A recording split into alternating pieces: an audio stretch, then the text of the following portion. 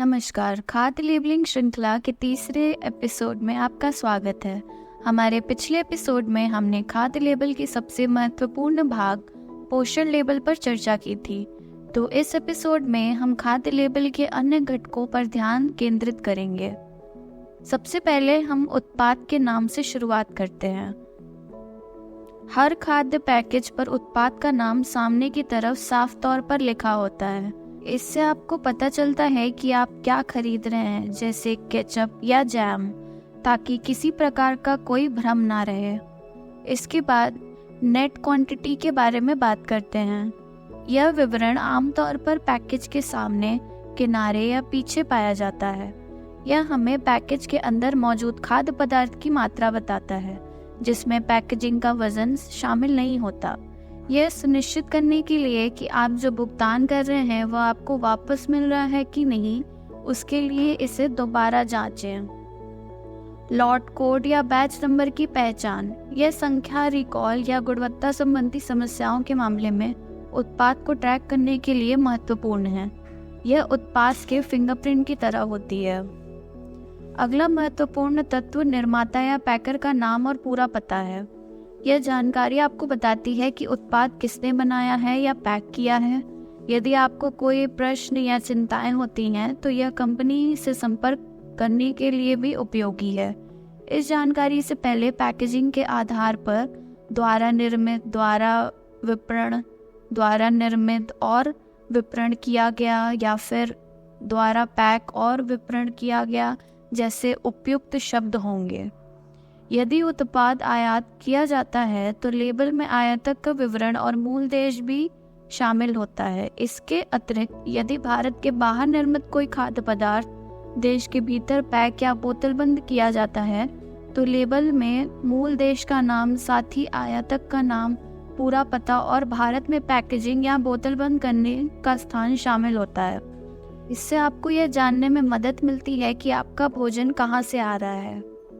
अब आइए सामग्री की सूची को जानते हैं। एक से ज़्यादा सामग्री वाले खाद्य पदार्थों के लिए यह सूची आपको वजन या मात्रा के हिसाब से क्रम में अंदर मौजूद हर चीज़ दिखाएगी। यहाँ आपको किसी भी खाद्य योजक के बारे में विशिष्ट नाम और विवरण भी मिलेंगे।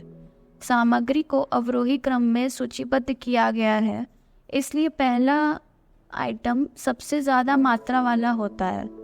अलग से डाले गए पानी जैसे चीज़ों पर नज़र रखें जिसे सूचीबद्ध किया जाना चाहिए, जब तक कि यह नमकीन, पानी या सिरप जैसे किसी अन्य घटक का हिस्सा ना हो। योजकों की बात करें तो अगर कोई खाद्य योजक इस्तेमाल किया जाता है तो उसका उद्देश्य, जैसे कि भोजन को संरक्षित करना या रंगना, उनके विशिष्ट नामों या अंतर्राष्ट्रीय कोड के साथ सूचीबद्ध किया जाना चाहिए, जिन्हें INS नंबर के रूप में जाना जाता है। यह उन लोगों के लिए विशेष रूप से महत्वपूर्ण है जो कृत्रिम स्वादों पर नज़र रखते हैं। चलिए अब लोगो या चिन्ह की बात करते हैं। शाकाहारी खाद्य पदार्थ, शाकाहारी खाद्य पदार्थ, विकिरणित खाद्य पदार्थ या फोर्टिफाइड फूड जैसे चिन्हों पर नज़र रखें। अगर किसी खाद्य पदार्थ में कोई मांसाहारी सामग्री है तो एक चिन्ह का उपयोग करके इस जानकारी को स्पष्ट रूप से प्रदर्शित किया जाना चाहिए। यह प्रतीक एक भूरे रंग के रूपरेखा के साथ एक वर्ग के अंदर एक भूरे रंग का त्रिभुज है।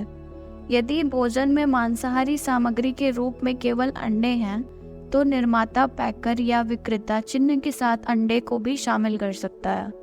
अगर किसी खाद्य पैकेज में केवल शाकाहारी सामग्री है तो इसे एक चिन्ह का उपयोग करके प्रदर्शित करना चाहिए। यह प्रतीक एक हरे रंग की रूपरेखा के साथ एक वर्ग के अंदर एक हरे रंग का वृत्त है। खाद्य विकिरण एक ऐसी प्रक्रिया है जो हानिकारक सूक्ष्म जीवों और कीड़ों को मारकर भोजन को सुरक्षित और लंबे समय तक चलने के लिए विकिरण का उपयोग करती है।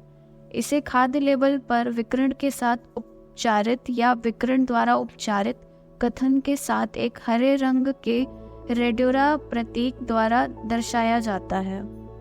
फोर्टिफिकेशन का मतलब है चावल, गेहूं, खाना पकाने का तेल, दूध और नमक जैसे मुख्य खाद्य पदार्थों में iron, iodine, zinc, vitamin A और D जैसे प्रमुख विटामिन और खनिज मिलाना ताकि उनकी पोषण सामग्री में सुधार हो सके। फोर्टिफाइड फूड का चिन्ह एक नीला F होता है जो नीले रंग की आउटलाइन वाले वर्ग के अंदर प्लस चिन्ह के साथ होता है। अधिक जानकारी के लिए आप हमारी वेबसाइट www.nutritioninformatics.info पर जा सकते हैं या हमें ईमेल के द्वारा संपर्क कर सकते हैं nutritioninformatics@fsts.ac.in पर। धन्यवाद।